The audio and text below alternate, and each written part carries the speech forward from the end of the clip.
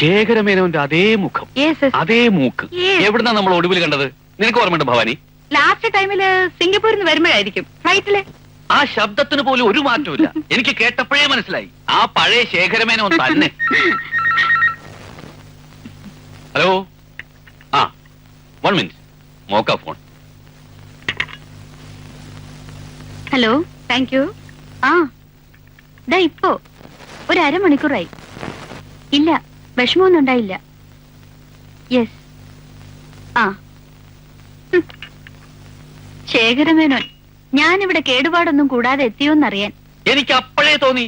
എന്നാലും ആ ശബ്ദത്തിന് ചെറിയൊരു വ്യത്യാസം പോലെ. ജലദോഷമായിരിക്കും അല്ലേ? അതിപ്പോ അങ്കിള് നല്ല ഫോമിലായതുകൊണ്ടാ. സ്വല്പം വീശിയല്ലേ. സിംഗപ്പൂരിൽ നിന്ന് കൂടെ വന്ന ഓരോരോ ഹാബിറ്റേ. പക്ഷെ എപ്പോഴും ഇല്ല കേട്ടോ, വല്ലപ്പോഴും ഇത്തിരി. അതും എന്നോട് ചോദിച്ചിട്ട്. റിയലി? യെസ്, ഭവാനി പറഞ്ഞു നേരെ തന്നെയാ. ആ കേണൽ പണിക്ക് മിലിറ്ററി കോട്ട കൊണ്ടുവരുമ്പോ ഏതായാലും ഇനി ഞാനൊരു പിടുത്തം പിടിക്കും. സന്ധ്യക്ക് കുളിച്ച് കുറിയൊക്കെ തൊട്ട് നാമവും ജപിച്ച് അങ്ങനെയൊക്കെ ആവും ഇവിടെ അങ്കിളും ആന്റി എന്നാ ഞാൻ കരുതിയത്. അയ്യോ, അങ്ങനെ തന്നെയാണെന്നേ. ഇതിപ്പോ അങ്കിളിന്റെ ഒരു തമാശക്ക്. ചെന്ന് കുളിച്ച് വേഷമൊക്കെ ഒന്ന് മാറി ഒന്ന് ഫ്രഷ് ആയി വന്നാട്ടെ. ആ സമയത്ത് കുളിക്കാന്നൊക്കെ ആന്റി പറഞ്ഞതല്ലേ. Be ready uncle.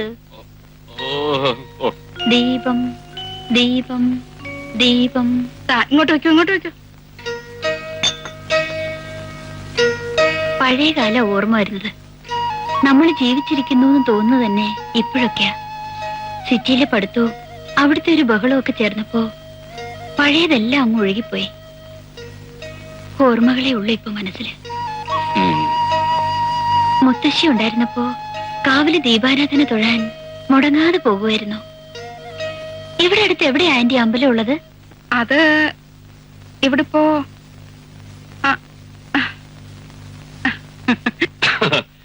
ഇവിടുന്ന് ഒരു 2 മൈല് പോയാൽ ശിവന്റെ ഒരു അമ്പലമുണ്ട്. അതും സാക്ഷാൽ പരമശിവൻ. പരമശിവനായാലും ഭഗവതി ആയാലും ദൈവമായിട്ട് ഒരാളേ ഉള്ളൂ. ഞാൻ ഞായറാഴ്ചകളിൽ ചർച്ചിൽ പോയി പ്രാർത്ഥിക്കുമ്പോഴും ആ ഒരൊറ്റ ദൈവത്തെ മാത്രമേ കാണാറുള്ളൂ. അങ്കിളിന് എന്താ സംശയം? 10,000 ദൈവമൊന്നുമില്ല. മനസ്സിൽ കുടിയിരിക്കുന്നത് ഒരേ ഒരു ദൈവമുള്ളൂ. ആന്റി, ഇതേതാ കക്ഷി? ഇയാൾ എവിടേക്കാ സിനിമാ സ്റ്റൈലിൽ ഈ ത്രിസന്ധ്യക്ക്? ഓ, അതൊരു എക്സെൻട്രിക് കേസാ. വായി നോക്കി.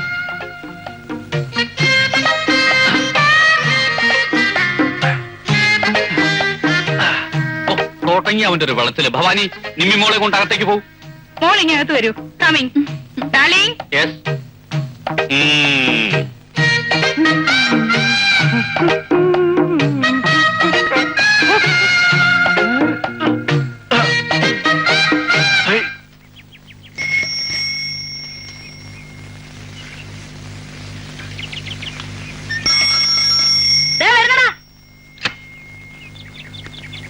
Good morning. താമസിച്ചോടാ? ആ സ്ലീപ്പിംഗ് ബ്യൂട്ടി ഇനി ഒരുങ്ങിയില്ലേ? അവൾ റെഡി ആവുന്നു. ടിങ്കുവിനെയും കാണുന്നില്ലല്ലോ. ഇന്നലത്തെ ഹോംവർക്കൊക്കെ എന്ത് ഈസിയാ അല്ലേ?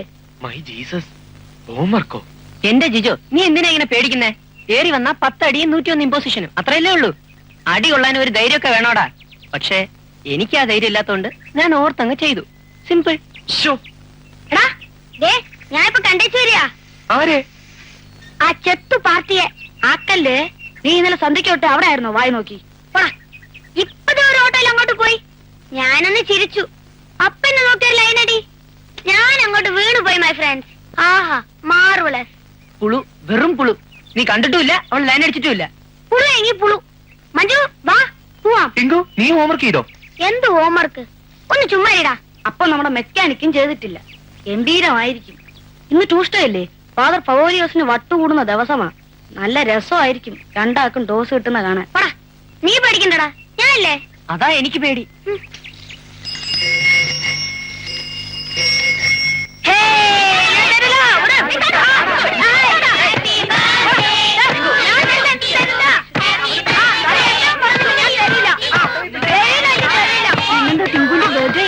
അവന്റെ ആന്റി മസ്കറ്റിൽ നിന്ന് കൊണ്ടുവന്നതാ.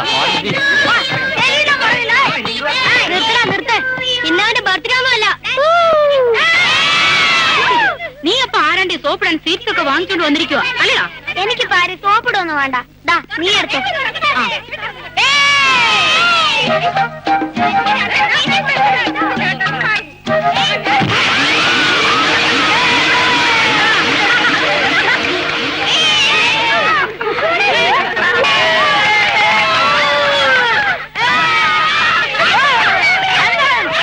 അയ്യോ ഒന്ന് നിർത്ത്. ഇതെന്തോന്ന് ബഹളം? ഇത് ഈശോയെ.